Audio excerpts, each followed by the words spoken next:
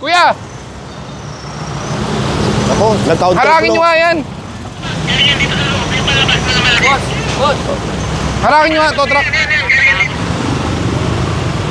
Chairman! Service ko namin sa barangay po. ORCR mo? Bakit di... Bitawan mo! Bitawan mo! Bitawan mo! Bitawan mo! Bitawan mo! Tumabi ka! Kursunada niyo po. Hindi ko kursunada. May mali ka talaga. Kaya nga, nakiusap Ayusin ako mo na, ha. Kaya nga, nakiusap Anong ako kursunada? sir.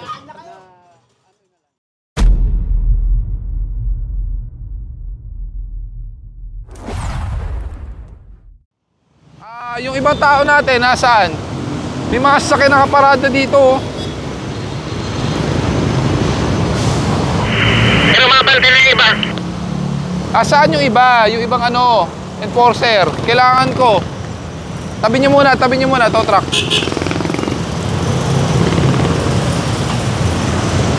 Kuya! Ako, nag-counter Harangin nyo nga yan! Harangin nyo nga, tow truck. Brad, tumigil ka. Ano lisensya mo? Good morning, sir. Morning din po, pero ng lisensya. Counterflow ka na, naka-nutshell ka pa, naka-chinelas ka pa. Sorry, sir. Peram ng lisensya mo. Ba't ganun? Hindi, anak lang po. Ikot ko lang po. Sige po, peram po ng lisensya muna. Morning po, sir. Pinatitigil ka, dire-diretso ka pa doon. Sorry, sir. Di ko pansin po, sir. Hindi, lumingon ka na sa akin. Hindi po, sir. Pabisa na po kayo, sir. ORCR po. Yung iba, patikitan nyo na. Nutshell.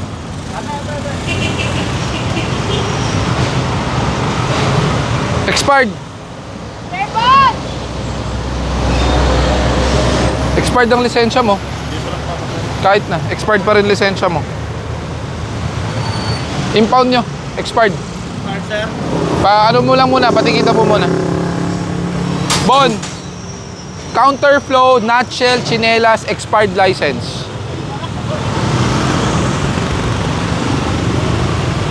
Chairman, Service ko namin sa barangay po. ORCR mo? Bakit di nakakabit ang license plate mo? Ang problema po, sir, Hindi po, dapat may MB file number po yan kung wala ka man plaka. Kayo po ba ay chairman dito? Hindi po. Bakit po nakaplaka ka ng chairman? Kahit na kayo po ang chairman, bawal po yan. Opo. Asa po ORCR? Wala rin ORCR. O hindi lahatin yun na. Tapos failure to attach license plate. Huliin nyo.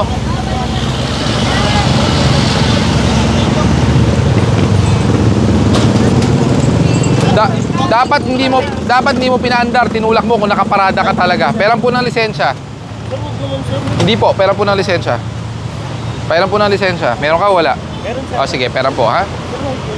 Peran nga. Pahiram po muna ng lisensya ha. Mamaya tayo makiusap, peran mo ng lisensya. Bawal po kasi mag-motor sa bangketa. Taga-barangay ka? Dapat sa kalsada, hindi naman... Dito lang po kasi yung daan, sir. Mataas po kasi yung daan. bakit nyo inaangat doon yung motorcycle nyo kung alam nyo mataas? Bangketa yan. Humanap kayo ng tamang parkingan, hindi po sa bangketa inaakyat yan. Sige po, peran po muna ng lisensya. Wala po akong trabaho ngayon, sir. Ilang araw na po ako nagtrabaho, sir. Bon. Ano po dito?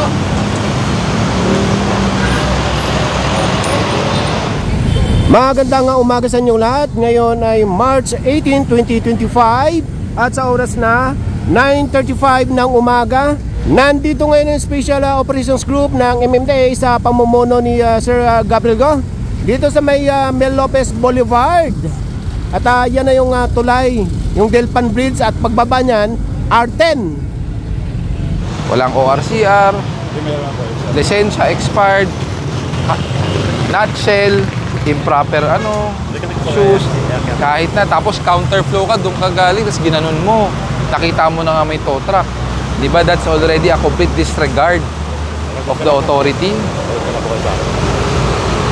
Pakiayos nyo sa susunod, chairman, yung mga parking nyo po dito. Ang dami na pong reklamo dito, napakadelikado, masikip, kurbada. Diba? Entrance to MICT. Pakiayos nyo po yan.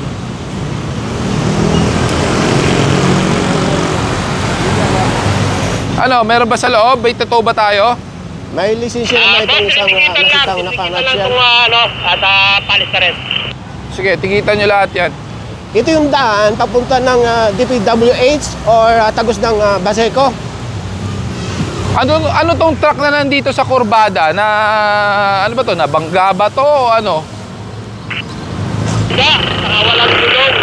Walang gulong sa kaliwa. Hindi rin natin kayang hatakin. Patikitan na lang ulit yan, mukhang involved accident eh.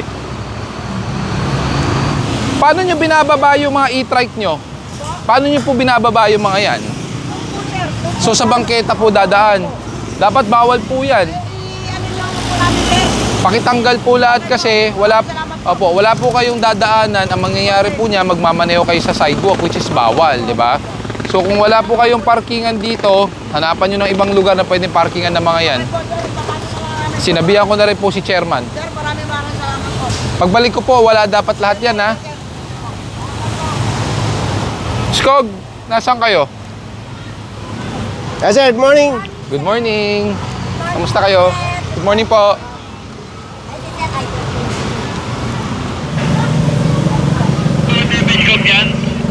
Andito, patatanggal ko yung mga bubong. Tanggalin yung mga bubong. Tanggalin yung mga lamesa.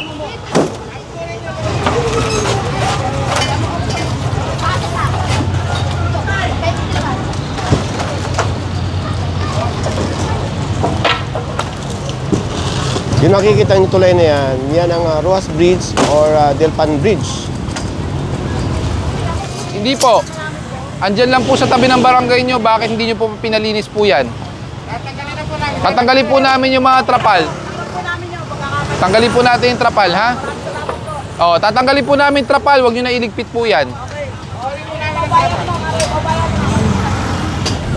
Inaantay na lang yung truck ng Skog para masampay itong mga nakumpiska. Asa yung truck? Nasa taas sir eh. Eh, paano ito ikakarga? Lalay na lang namin. Alanganin sir. Sige. Alanganin na nga. Okay. Sige. Buhati na lang.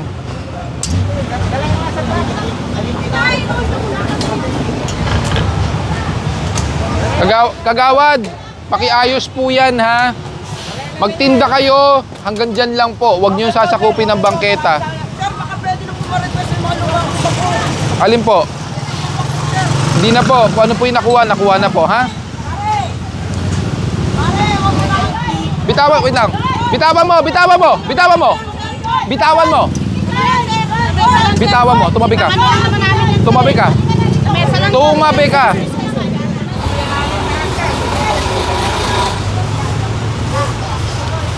Natatandaan niyo itong gate na ito. Yan, nakasara na, hindi na laging bukas para hindi naharangan yung bangketa.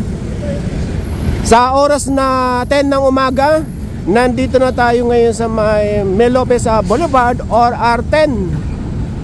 At papasadahan ito hanggang Moriones. Ba't parang hindi natin napapansin to? Kasi parang may nakaparking dati ata sir, nakasarap. Opo. Tao po. Puro ito, tumitiklop to, tapos pag ano, titiklop. Oo. Pasok pa rito.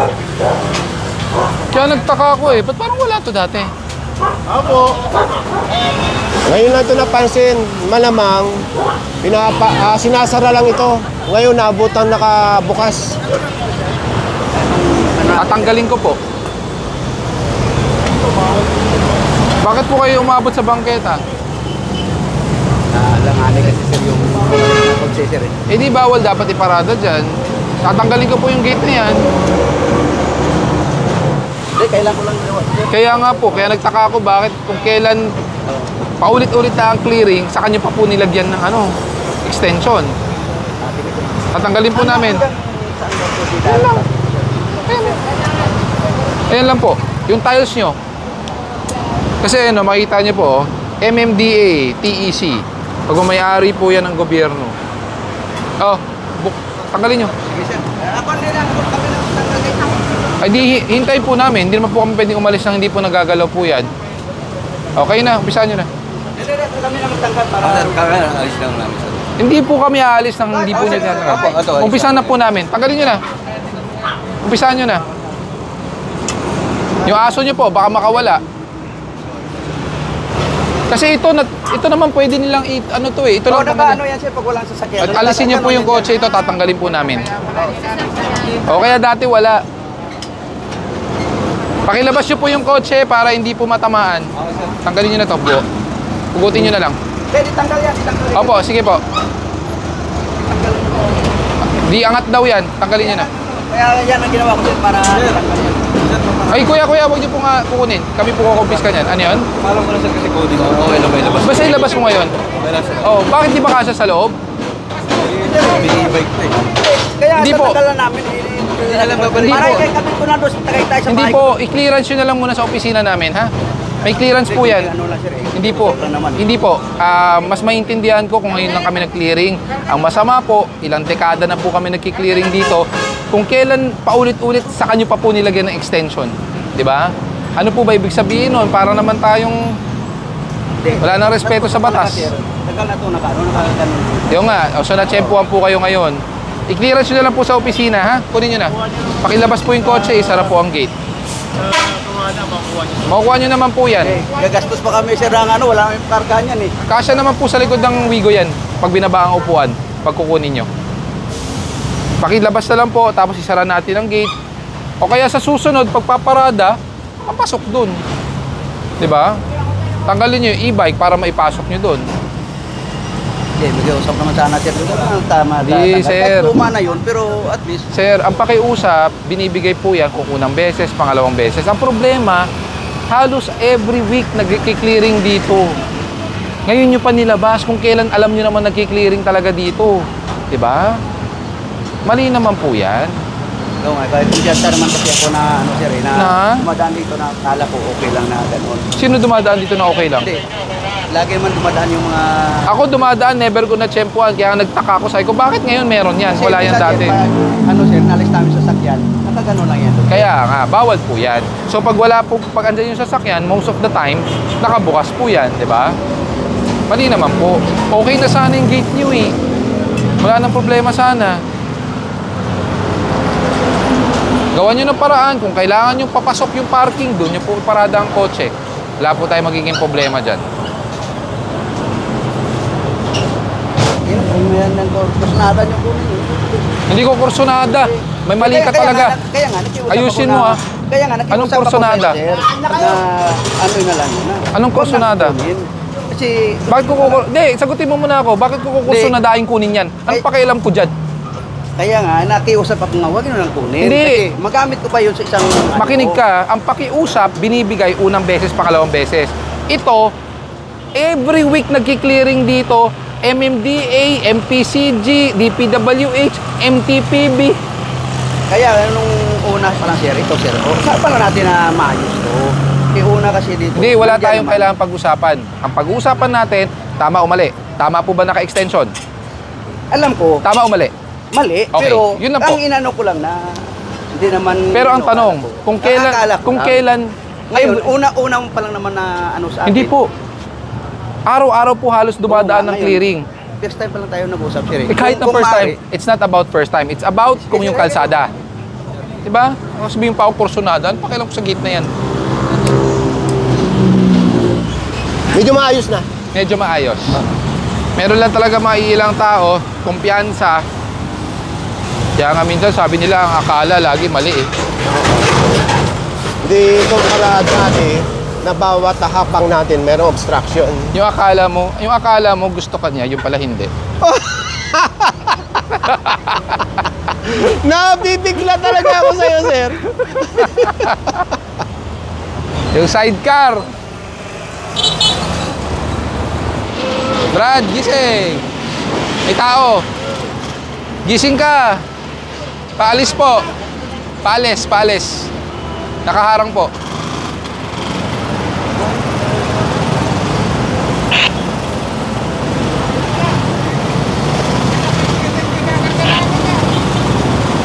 Gusto mo bang matulog? Gusto mo bang matulog? Akit mo dun oh. May paradaan na eh. Ako, walang kataw, nandun ka sa Marikina. Magigising ka na sa Marikina ka na.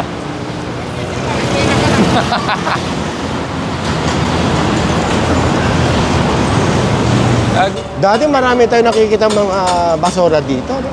Hindi, naglilinis na rin kasi sila eh. Oo. Oo, pati ang ano, merong mga ibang agency na naglilinis na talaga dito. Yun ang sinasabi niyong collaboration. Yes. Eh, so far, ito mo, maluwag naman. Although, for sure, bandang hapon, baka meron. Loko yun. Kuya! Alam ko masarap yung iniihaw mo, pero ipasok natin. Bawal po sa kalsada. Bawal sa bangketa. Tabi mo po. Yan, usog mo pa ng konti. Ayan. May madaanan lang. O yan, Okay pwede na. na yan, sige. Ay, O, kanina, ito, nasa tanggalin gitna. natin. O, yung sidecar, isakay nyo. Kanino ice cream po to? Pakipasok po.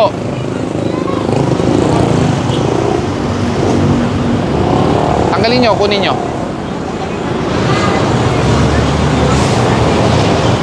Wala naman po yan dati ah. Paano yung iba? Babae, nakaganon na nga po, may tukod. Tatanggalin naman namin ito rin. Kahit, bawal yan kahit kailan. Kahit anong oras, bawal po yan. Naka-extend po kayo sa sidewalk. Kung mag-e-extend kayo, dapat at least 10 meters. Tapos kailangan may ano pa yan. May permit.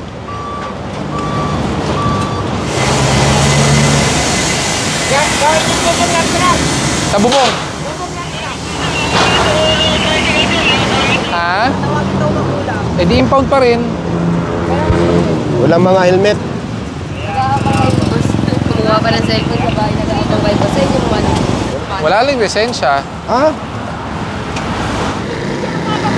Ay, hindi po pwede yun, Nay. Kung sino po yung nagmamaneho, siya po ang may kasalanan. So, wala pong lisensya. Hindi po, may impound po yan, ha? Pasensya na po. Pasensya na rin po, dahil nagmaneho po yung anak nyo, walang dalang lisensya, may angkas, hindi po naka-helmet, nakatsinelas. Isipin nyo na lang po yung kapakanan ng anak nyo pag nagkaroon po ng disgrasya. Paano naman po yan? Walang lisensya, bakit nyo napayagan? Nagamit ko po kasi sa radyo. Eh, bakit nyo po pinapayagan magmaneho? Kasi nag-alaga po. So, tinakas po. O, eh, yun po, at least para matuto po. Ha, pasensya na, ha? Nag-radyo po kasi ako sa YouTube. Opo, pasensya na po. Hindi naman natin pwedeng po paikutin yung batas, di ba? Kung sino po nagmamaneho, siya po ang may kasalanan. Wala na pong lisensya, nag-angkas pa po. Kawawa naman po yung angkas niya pag nagkaroon po ng aberya.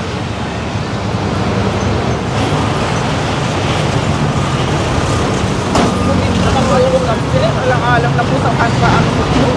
Ay, pasensya na po. Kayo lang po. Hindi po, marami po kaming ganun na encounter. Pero kung pagbibigyan po namin yan, parang binabaliwala po natin ang batas, ha? Opo, para matuto rin po yung anak niyo, ha? Delikado po yan, ha? Pasensya na po. Makukuha nyo naman po yan.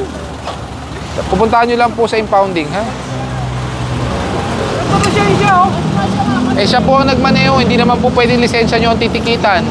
Siya po ang nahuli. Yung alam na po yan sa akin, kasi nag-radyo talaga ako. Pasensya na po, Nay. Pasensya na po, ha? Alis pa kami ng mama mo, pupunta pa kami ng hospital.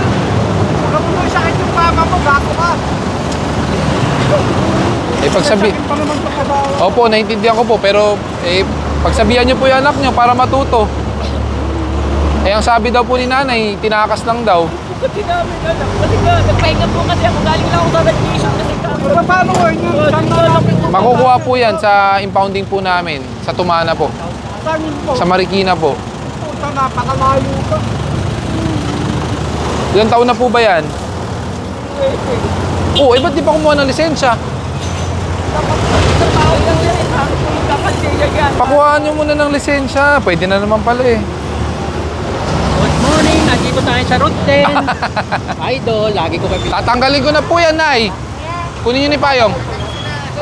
Nay, tatanggalin na po namin, ha? Taga rito po ba kayo? O kukunin na po namin yung payong. Yung halaman po, babawasan natin, Nay. Kunin nyo. Nay, huwag nyo po gagawin. Kukunin po namin. Yung halaman po, kung magbabawas po kayo, magbawas. Kundi kami po magbabawas po niyan. Bawasan nyo ng konti yung halaman. Binabawasan lang. Pagka nadaanan ulit ito na ibinalik dyan, kukumpis kayo na lahat. Malapit na tayo sa kanto ng Moriones.